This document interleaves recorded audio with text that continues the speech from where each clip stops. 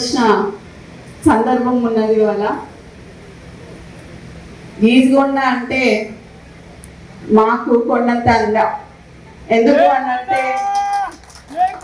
ఎందుకు అనంటే మా నాన్న అరెస్ట్ అయినప్పుడు రాజ్ కుమార్ అంకుల్, నవీన్ రాజ్ అంకుల్ వీళ్ళందరూ మేము 25 రోజులు గీజగొండ పోలీస్ స్టేషన్ ముందట పరుపులు వేసుకొని పండుకున్నాం. మాతోని తెలుగుదేశంలో మేము అనేక ఇబ్బందులు పడ్డప్పుడు మాకు తోడుకున్నది గీజగొండ మండలం. గీజగొండ మండలం నాయకులు, కార్యకర్తలు అందరూ మాకు అండగా ఉండే. మేము 9 ఏళ్ళు నరకం చూసినాం టీడీపీ నాయకత్వంలో. తర్వాత ఒక బీసీ బిడ్డ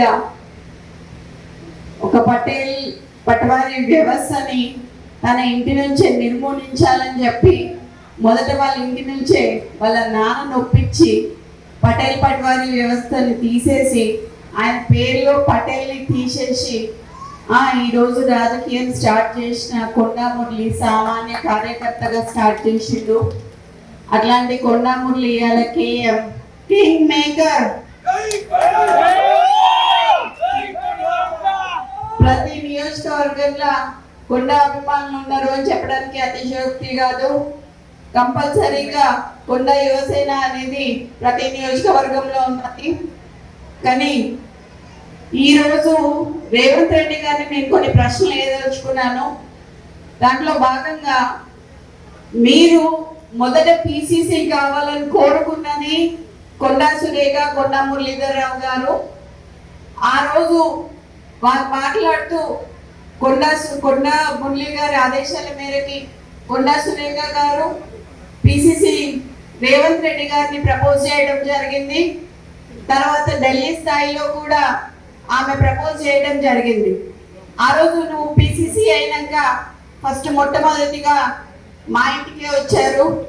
వచ్చి నువ్వు అన్న మాట ఏంటంటే మా నాన్నతోని, కొండా మురళి గారితోని, అన్న 38 సీట్లు వచ్చినా 36 సీట్లు వచ్చినా నీకు ఎమ్మెల్సీ ఇస్తానన్నావు. అన్నవా లేదా అనేది మా కోటగండి మైసమ్మ దగ్గరికి రా, ఎల్లమ్మ దగ్గరికి రా, శక్తివంతమైన దేవత ఆడ నేను అనలేదని నువ్వు ప్రమాణం చేయి, అప్పుడు నేను చెప్తా. ఒక బీసీ బిడ్డకి, ఒక క్రౌడ్ పుల్లర్కి ఎందుకు ఎమ్మెల్సీ ఇయ్యలేదు, ఎందుకు పదవి ఇయ్యలేదు అని నేను అడుగుతున్నా. ఈరోజు నిన్నొచ్చి నెక్స్ట్ ఎలక్షన్ గురించి మాట్లాడినావు కదా. 2 ఎలక్షన్ల తర్వాత రేవూరు ప్రకాష్ రెడ్డిని గెలిపియాలి అని చెప్పినాం. రేవూరు ప్రకాష్ రెడ్డి అంటే పర్కాలకి తెలియదు, పర్కాల్ అంటే రేవూరు ప్రకాష్ రెడ్డికి తెలియదు ఎలక్షన్ల ముందట. అవునా కాదా? ఎవరు వచ్చిండ్రు? కొండా మురళి వచ్చి తిరిగితే రేవూరు ప్రకాష్ రెడ్డి గెలిచిండు. ఈరోజు 4-5 నియోజకవర్గాలలో తిరిగి ఆ రోజు గెలిపించుకున్న వ్యక్తి, నువ్వు కార్లో కూర్చోబెట్టుకుని తిరిగిన వ్యక్తి ఈరోజు ఎందుకు గుర్తొస్తలేడు నీకు?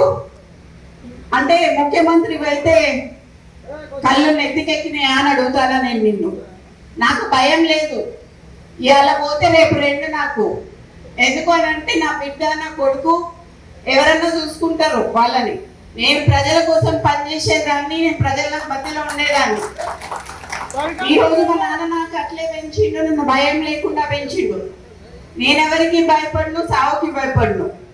కానీ ఈరోజు చాలా ఈ 2 ఏళ్ళ వరకు ఎందుకయ్యా ఇయా రాజీనామా చేయమని చెప్పు. ఇయా రాజీనామా చేసి ఎలక్షన్లకు రా. నా ఇల్లు ఇక్కడ మంచినీళ్ళు ఉన్నది, 3 అంతస్తుల బిల్డింగ్ నీకు ఇస్తా. వచ్చి అక్కడనే ఉండి రేవూరు ప్రకాష్ రెడ్డికి నువ్వు వచ్చి క్యాన్వాసింగ్ చేయి. రేవూరు ప్రకాష్ రెడ్డి గెలుస్తాడా, లేకపోతే కొన్న కుటుంబంలో ఎవరి నుంచి గెలుస్తాడు? ఈ రోజు నేను అదే అడగదలుచుకున్నా. నీతో పాటు ఒక పొంగు ఉన్నది. ఆ పొంగు ఎక్కువసేపు పొంగదయ్యా, పోతుంది. మరి నువ్వు ముఖ్యమంత్రివా, ఆయన ముఖ్యమంత్రివా కూడా తెలుస్తలేదు. ఇక్కడ మొన్న హైదరాబాద్ లో ఇంద్రమ్మ ఇల్లు ఇచ్చేటప్పుడు హైదరాబాద్ లో ఆయన పొంగు పోస్టర్లు వేసుకున్నాడు. మరి అక్కడనే హైదరాబాద్ ఇన్ఛార్జ్ అయిన పొన్నం ప్రభాకర్ గారి ఫోటో వేయలేదు. అంటే బీసీలంటే అంత చులకన్నా మీకు అని నేను అడగదలుచుకున్నా. ఈరోజు ఈరోజు నీతోని పిసిసిగా ఆడడానికి తిరిగిన దయాసాగర్ రావు గారిని కానీ షబీర్ అలీ గారిని కానీ అప్పుడు కార్లు ఎక్కించుకొని తిప్పినావు. ఇలా అట్లీస్ట్ వాళ్ళకి అపాయింట్మెంట్ అన్నా ఇస్తున్నావా నువ్వు అని అడుగుతున్నా నేను ఈ సందర్భంగా నేను గుర్తు చేయాల్సింది ఏంటంటే నిన్ను కూడా కొడంగల్లో ఒకసారి ప్రజలు ఓడగొట్టిండ్రు. అట్లాంటిది నేను 10 ఏళ్ళు ముఖ్యమంత్రి ఉంటా అని చెప్పుకున్నావు. రాజశేఖర్ రెడ్డి గారు లాంటి వాళ్ళు కూడా చెప్పుకోలేదు అట్లా. నీకు కాంగ్రెస్ సంస్కృతి అనేది ఇంకా ఎక్కలేదు అని చెప్పి నీకు చెప్తున్నా. ప్రేమ ఎందుకు మా కాంగ్రెస్ సభ్యులన్నీ సవితల్లి ప్రేమతో చూస్తున్నామని చెప్పి నేను అడగదలుచుకున్నా. ఈరోజు 21 ఏళ్ళకే ఎమ్మెల్యే చేయాలి అని చెప్పి నేను అడుగుతా అని చెప్పి నువ్వు అన్నావు. మరి ఇప్పుడు డైపర్లు వేసుకొని ఇప్పుడే తిరుగుతలేడు ఆయన. నువ్వు నెక్స్ట్ 2 ఏళ్ళకి మళ్ళీ సీట్ ఇస్తానంటే ఏంటిది? ఎక్కడి నుంచి ఎక్కడికి పోతున్నామని అడుగుతున్నా నేను ఇవాళ. నువ్వు ఒకసారి ఒక మాట మాట్లాడుతావు, ఒకసారి ఒక మాట మాట్లాడుతావు. నువ్వు కొన్న మురళికి ఎందుకు రాజకీయంగా ఆయన తొక్కదలుచుకున్నావు? బీసీలను తొక్కదలుచుకున్నావా? సరే, నేను అనుకున్నా లాస్ట్ టైం మాట్లాడినట్టు రెడ్ల కాంగ్రెస్ అనుకున్నా. అక్కడేమో సంగారెడ్డికి పోయినప్పుడు నిన్న అక్కడ జగ్గారెడ్డి గారికి ఏమో అధిష్టానం చెప్తుంది అని చెప్పిండు. ఇక్కడికి వచ్చేమో రేవంత్ ప్రకాష్ టికెట్ ఆయనే ఇచ్చినట్టు చెప్తాడు. ఇక మరి 119 నియోజకవర్గాలకు కూడా నువ్వే ఇయరాది అయిపోతుంది. ఏదైనా కాంగ్రెస్ లా గుర్తుపెట్టుకో, రేవంత్ రెడ్డి అధిష్టానం నిర్ణయిస్తుంది తప్పితే ఇక్కడ సీల్డ్ కవర్ సీఎం ఉంటుంది తప్పితే సీఎం అనేది కుర్చీని కాపాడుకోవాలని అంటే కొంచెం నిబద్ధతలు ఉండాలి. ఎవరినైనా కార్యకర్తలని లీడర్లని కాపాడుకోవాలి. పొన్నమూరు లాంటి లీడర్ని కాపాడుకోకుండా ఈ రోజులు చాలా పెద్ద తప్పు చేస్తున్నావు అని చెప్పి నేను చెప్తున్నాను నీకు. ఈరోజు మంత్రులకి ఇప్పుడు మా దగ్గరికే చాలా మంది బీసీ ఎమ్మెల్యేలు వచ్చినారు, మీరు అపాయింట్మెంట్ ఇవ్వట్లేదు అని చెప్పి. కొత్త ఎమ్మెల్యేలకి రిప్రజెంటేషన్స్ ఎక్కడ ఇవ్వాలో కూడా తెలియట్లేదు. మంత్రులు ఏమైనా సంతకాలు అవుతున్నాయి అంటే అవి అవ్వట్లేదు. మీరు ఏం చేస్తున్నారు? సరే, ఇప్పుడు వేం నరేందర్ రెడ్డికి సలహాదారుడిగా మీరు ఇచ్చారు కదా. నేను అడగదలుచుకున్నది ఒకటే ఏంటంటే, మరి 3 ఏళ్లలో వేం నరేందర్ రెడ్డి ఏం సలహా ఇచ్చిండు నీకు? నువ్వు ఏం సలహా పాటించి ఏం చేసినావు ప్రజలకు చెప్పాలి. నువ్వు ఆయన ఇచ్చిన సలహా ఏంటిది?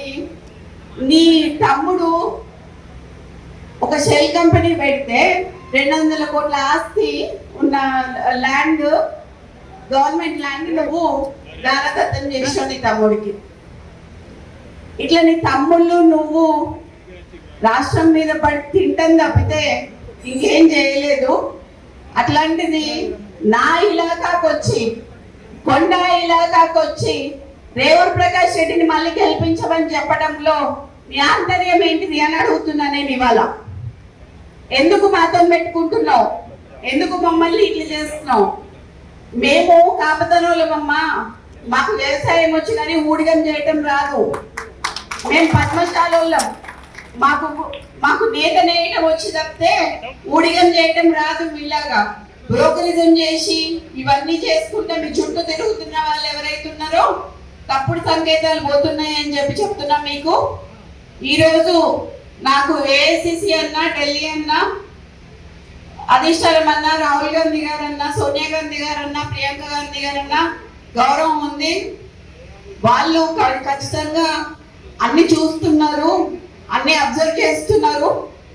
అది మీరు చూసుకోవాలి. మరి ఎందుకు అని అంటే నెక్స్ట్ టైంకి మరి మీరు ఉండాలా, ఉండద్దా, ఓడిపోతారా అనేది కూడా కొంచెం సందిగ్ధంలో ఉండాలి. మరి మీరు ఎందుకు అని అంటే మీరు అట్లా ప్రవర్తిస్తున్నారు ఒక్కళ్ళ దగ్గర. ఇది అచ్చ కాంగ్రెస్ వర్సెస్ పచ్చ కాంగ్రెస్ అయింది. ఇక్కడ మొత్తం పచ్చ కాంగ్రెస్ మాత్రమే నడుస్తున్నది. ఇక్కడ అచ్చ కాంగ్రెస్ ఏది నడవట్లేదు. కాంగ్రెస్ సభ్యులు ఎవ్వరూ ఆనందంగా లేరు. దాంట్లో ఉత్తమ్ కుమార్ రెడ్డి అంకుల్, మేము యాక్చువల్లీ అసలు ఆయన పేరు చెప్పాల్సింది ఉండే మాకు చేసిన సహాయానికి. కానీ సరే, ఇది చేస్తాడు అని చెప్పి ఈయన పేరు చెప్పడం జరిగింది. కానీ ఈ రోజు మురళీ గారిని మోసం చేయడం అనేది అది చాలా తప్పు కింద నేను భావిస్తున్నాను. ఈ రోజు నేను అందరి సమక్షంలో చెప్తున్నాను, అయ్యా రేవంత్ రెడ్డి, నువ్వు కానీ రేవూరు ప్రకాష్ రెడ్డి కానీ వాళ్ళ తాత కానీ వాళ్ళ అయ్య కానీ ఎవరైనా కానీ నేనే ఇక్కడ ఎమ్మెల్యేని, ఖచ్చితంగా నేనే నిల్చుంటా, నేనే గెలుస్తా. అర్థమైందా? ఈ సందర్భంగా నేను నీకు ఇక్కడ నుంచే చెప్తున్నా, నువ్వు ఇప్పుడు రాజీనామా చేయమని చెప్పు, ఇప్పుడు ఇద్దరం నిల్చుందాము, ఎవరు గెలుస్తారో చూద్దాము. నువ్వు వచ్చి క్యాన్వాసింగ్ చేయి, నువ్వు వచ్చి క్యాన్వాసింగ్ చేయి రేవూరు ప్రకాష్ రెడ్డికి. నేను ఇండిపెండెంట్ అయినా నిల్చుంటా, ఒకవేళ కాంగ్రెస్ పార్టీ టికెట్ ఇవ్వకపోతే ఎట్లయినా కూడా నేను గెలుస్తా అని చెప్తున్నా. ఈసారి పర్కాల ఎమ్మెల్యేగా నేను పోటీ చేస్తానని ఈ సందర్భంగా ఈ స్టేజ్ మీద నుంచి నేను మీకు అందరికీ చెప్తున్నా. ఇది గతంలో చెప్పిన, కానీ ఇవాళ నేను ఎందుకు చెప్తున్నా అంటే 2 ఏళ్ల గారిని గెలిపేయమని చెప్పి అసందర్భంగా మాట్లాడిండు కాబట్టి, అనవసరంగా నన్ను రెచ్చగొట్టిండు కాబట్టి నేను ఇవాళ రావాల్సి వచ్చింది, ఇంత మాట్లాడాల్సి వచ్చింది. నీ ఇంకా బయటికి తీయాల్సిన చాలా ఉంటాయి. నువ్వు ఇంటెలిజెన్స్ రిపోర్ట్స్ తెప్పించుకొని ఇయాన అందరు మా లీడర్లు అందరు ఇళ్ళ దగ్గర పోలీసు వాళ్ళని పెట్టావు, నువ్వు ఇంటెలిజెన్స్ రిపోర్ట్ తెప్పించుకొని. ఎందుకంత భయం నీకు? నువ్వు మాట్లాడింది తప్పని నీకు కూడా తెలుసు కాబట్టి. కొండా మురళి మంచోడు కాబట్టి ఇప్పటి వరకు బయట మాట్లాడలేదు, కొండా సురేఖ మంచిది కాబట్టి మాట్లాడలేదు. చిత్తగట్ల కాదు, ఏదన్నా చెప్పేస్తుంది కాబట్టి నేను చెప్పిన ఇవాళ మా నాన్న మా అమ్మ బాబాలు వేరుండొచ్చు, నా బాబాలు వేరుండొచ్చు, కానీ అందరం కలిపి ఒకటే తాటి కిందికి వచ్చేది ఎక్కడ అంటే ప్రజాసేవ దగ్గర. ప్రజలకు సేవ చేసుకోవాలనేది మా ముగ్గురులో ఉంది కాబట్టి, ఆ రక్తం నాలోనూ ప్రవహిస్తుంది కాబట్టి ఈసారి ఎమ్మెల్యేగా గెలిచి ఇప్పుడు కాదు ఇంకొక 20 ఏళ్ళు నేనే ఎమ్మెల్యేగా ఉంటా అని చెప్పి చెప్తున్నాను. అట్లా నేను చూసుకుంటా పరకాల ప్రాంత ప్రజలని కంటికి రెప్పలాగా నేను కాపాడుకుంటా. ఈరోజు ఎవరికి కష్టం వచ్చినా నా ఇంటి తలుపు తట్టవచ్చు. నేను త్వరలో పరకాల్లో ఇల్లు కట్టుకుంటున్నా, అక్కడ ఉంటా. వచ్చినప్పుడు ఖచ్చితంగా అందరినీ కలుస్తా. కలిసినాకనే ఎలక్షన్లకు పోదాం మనం. ఈ లోపల మరి ఆయనకి కొంచెం ఆరోగ్యం బాగాలేదు కదా, మరి ఎట్లా ఉంటుందో చూద్దాం. మరి అప్పటి వరకు ఎలక్షన్ వరకు సో అది ఇప్పుడు నేను కొంచెం అది చెప్తే అది బాగోదేమో, కానీ ఇప్పుడు డైపర్లు వేసుకున్న వాళ్ళకి వీళ్ళకి మాత్రం ఇస్తాను అంటున్నాడు కదా, అది మాత్రం కొంచెం తప్పని చెప్పి. ఆయన ఇప్పటికే నడవలేకపోతున్నాడు, తిరగలేకపోతున్నాడు. ఈయన మరి వృద్ధునికి 80 ఏళ్ళు వచ్చానికి ఇస్తా అని చెప్పి అంటుంటే హాస్యాస్పదంగా అనిపించి మరి ఈరోజు రావడం జరిగింది. ఈరోజు నీ తమ్ముందు ఒక 200 కోట్లది ఒకటే చెప్పిన, ఒకవేళ ఎవరైనా నాకు కౌంటర్ ఇచ్చింది అనుకోండి, మిగతా కూడా బయటికి తీయాల్సి వస్తుంది. సో ఎవరు కౌంటర్ ఇచ్చినా బయటికి తీసి సీతా దయాకర్ గారికి కూడా పదవి ఇచ్చినావు నువ్వు. సీతా దయాకర్ గారు ఏం చేసిండ్రే పార్టీకి? అసలు ఎక్కడ పార్టీ ఆమె ఎక్కడి నుంచి వచ్చింది? ఆమెకు చైర్మన్ పోస్ట్ ఇచ్చినావు నువ్వు. కొండా మురళికి ఎందుకు ఇయ్యలేదు అని అడుగుతాను నేను. మీరందరూ అడగాలి. ఏమంటారమ్మా?